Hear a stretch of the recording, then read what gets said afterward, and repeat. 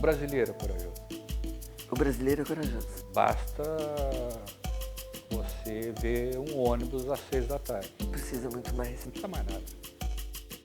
Hoje é a vez de Augusto Ferraz de Arruda, desembargador do Tribunal de Justiça do Estado de São Paulo. Desembargador Ferraz de Arruda, o senhor chegou a sofrer severas críticas pelo fato de ter declarado que não recebe advogados.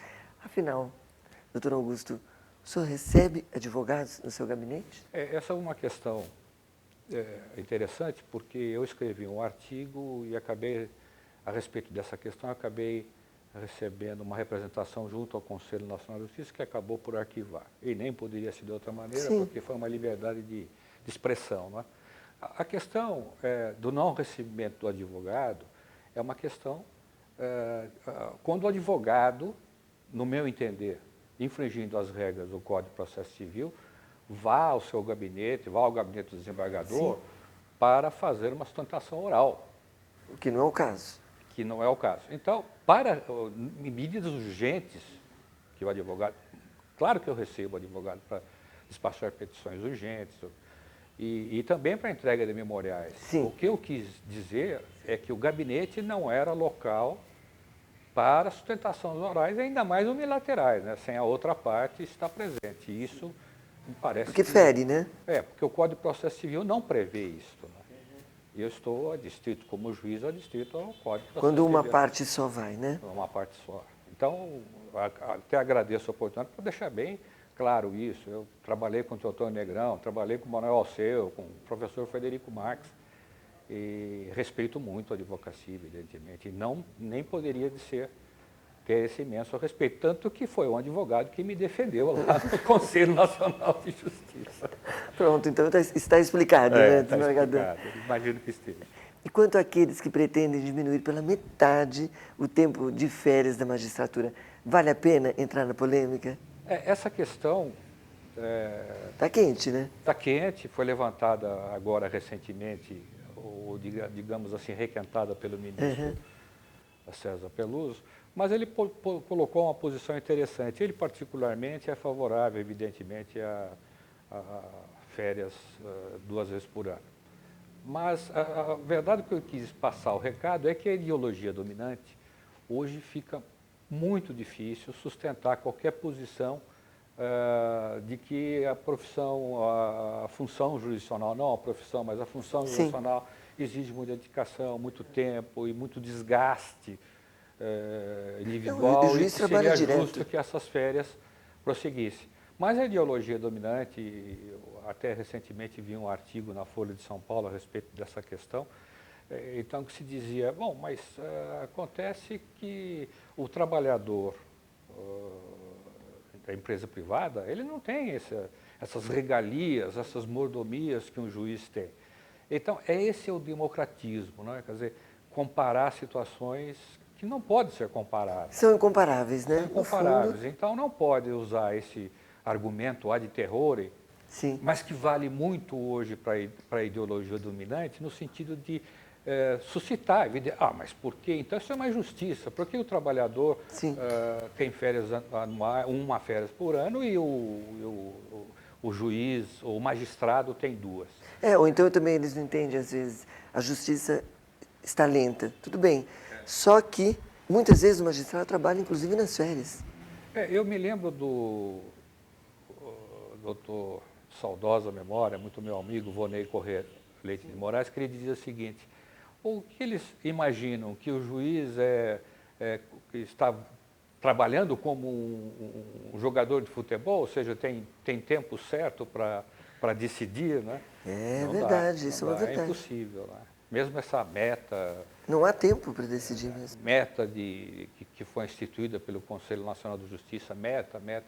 Isso é uma questão de programação administrativa, de administração, de escala de produção administrativa que não se aplica. Você não pode aplicar a eficiência da administração para a eficiência jurisdicional, porque cada caso é um caso, um demora mais, outro demora menos, né?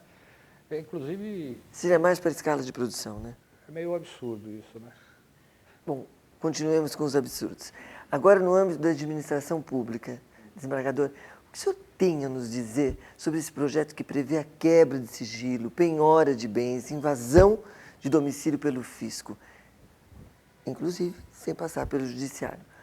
O governo quer realmente dar à Receita poderes de juiz e de polícia? Essa avidez, né, do fisco, evidentemente esbarra nos direitos individuais. Né? Com certeza.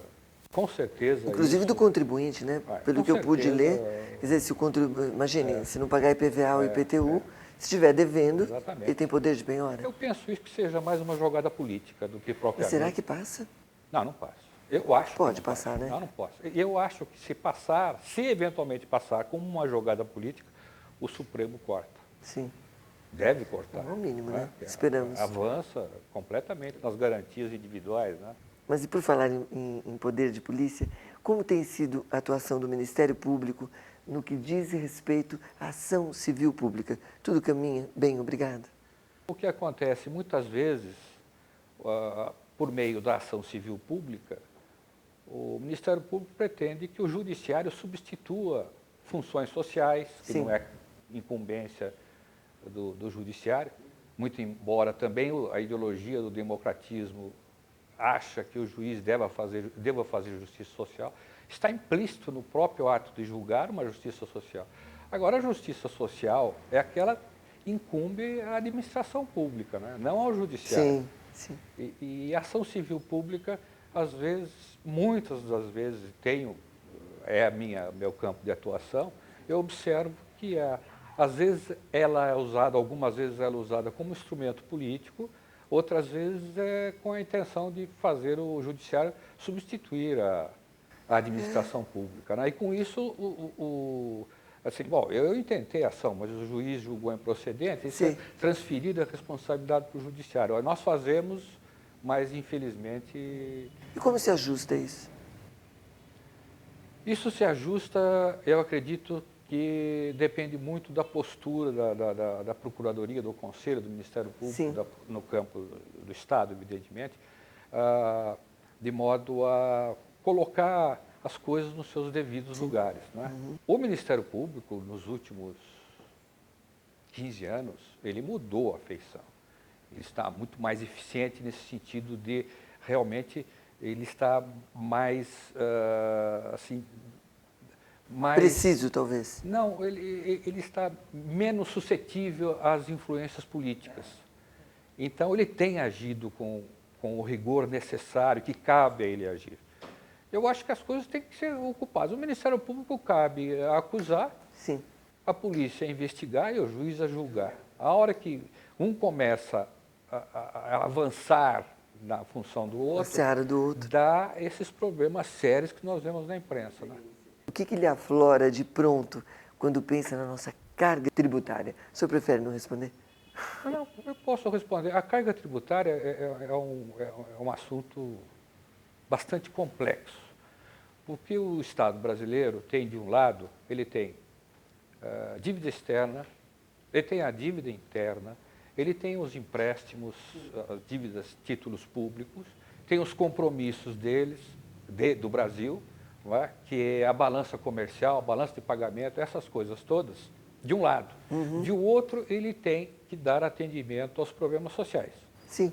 Agora, o que se acredita ao Estado, a maior parte dele é consumido, tanto que há estatísticas de que a assistência social caiu muito no Brasil nos últimos tempos. Por quê? Porque isso se desloca, o capital se desloca para atender essas necessidades do Estado, compromissos do Estado, pagamento de títulos, enfim, como eu disse, dívida, isso, aquilo, e o setor social é deixado um pouco de lado. Por outro lado, se o Estado brasileiro resolver atender os compromissos sociais, ele certamente irá sofrer as consequências da política internacional. Então, essa questão da carga tributária é uma questão que eu reputo no momento atual e nos próximos 20 anos insolúvel. É mesmo? Eu acho. Péssima notícia, então, né? Tanto que já estão fazendo esse projeto de lei para tentar arrecadar mais, mas não para atender os interesses sociais. E é verdade. É para atender os interesses patrimoniais do Estado. Da União, né?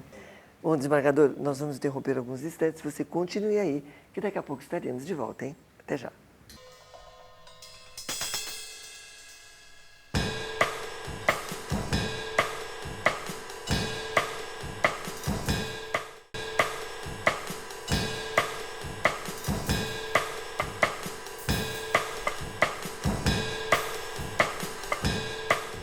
O problema do Bravo está o seguinte: quando se trata das minhas convicções pessoais e quando se trata da magistratura, eu trato de modo sério.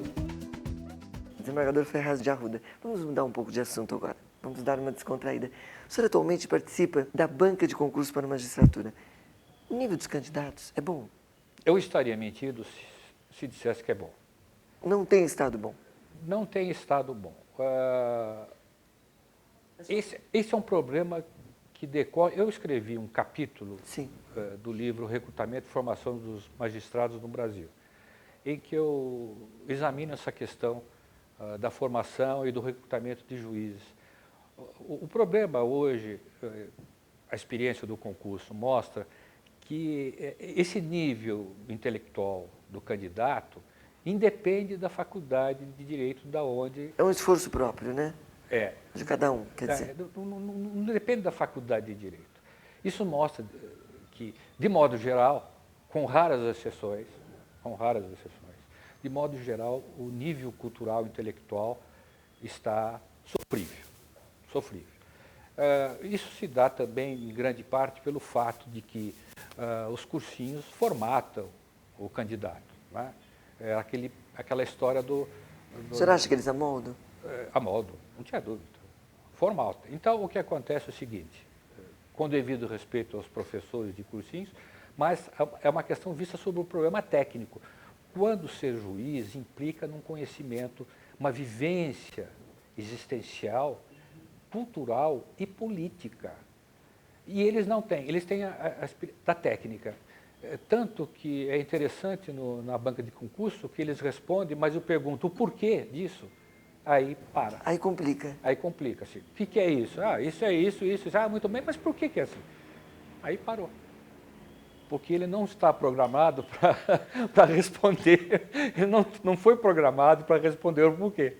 Ele foi programado para responder o que é o certo. O senhor acha que falta assim, leitura, talvez mais leitura, mais interesse? Falta leitura, falta a própria sociedade que nós vivemos, a própria sociedade, o contexto social que nós vivemos, a sociedade capitalista, ela é uma sociedade que oprime as horas de lazer de uma pessoa. Vamos pegar um trabalhador, as horas de lazer que ele tem, ele passa fim de semana ou é fazendo samba, ou tomando cervejinha com os amigos e tudo mais. É muito restrito. Quer dizer, então, essa questão no Brasil é uma questão, não só no Brasil, toda a sociedade ocidental está sofrendo esse tipo de pressão. Então, hoje se programa, a internet ajuda muito. Então, o aluno, o candidato hoje, ele vai na internet, pega lá o tema, estuda aquilo, mas ao mesmo tempo, acaba se restringindo também. Acaba se restringindo, porque ele não tem tempo, ele não tem uma aptidão para estudar, para uma formação mais profunda. Ou não teve, né, desembargador? Não teve. E agora estudou tecnicamente. Porque hoje a questão é produção, eficiência e qualidade técnica. Sim. Então, o que acontece? Os cursinhos funcionam em termos de produção, qualidade e eficiência. Né? Mas, evidentemente, isso está demonstrando... Essa bagagem cultural... Isso, está caindo muito. Uma pena, né? O nível está caindo. Mas, de modo geral, no Brasil todo, porque nós temos candidatos aqui em São Paulo, uma grande parte, aliás, é interessante isso, porque 60% dos candidatos são de fora, então nós percebemos que Olha o que problema... interessante, hein? 60% são de fora de São Paulo? São de fora de São Paulo. Então, o que nós observamos, que não é um problema localizado do Estado de São Paulo, é um problema generalizado no Brasil todo. O nível... Tem os concurseiros, né? Bom, o número de aprovados também é muito baixo, né? Veja só, tem sites ou eu não sei como chamar isso na internet, mas blogs, de concurseiros. Quer dizer, olha que ponto que nós chegamos. Então, concurseiros, ficam discutindo lá no nosso caso, o que o desembargador perguntou, mas ele não podia ter perguntado. É quase que um mercado, né? Não, é um mercado. É um mercado. Desembargador, a verdade, agora vamos ao Ferraz de Arruda. A verdade é que o senhor é tido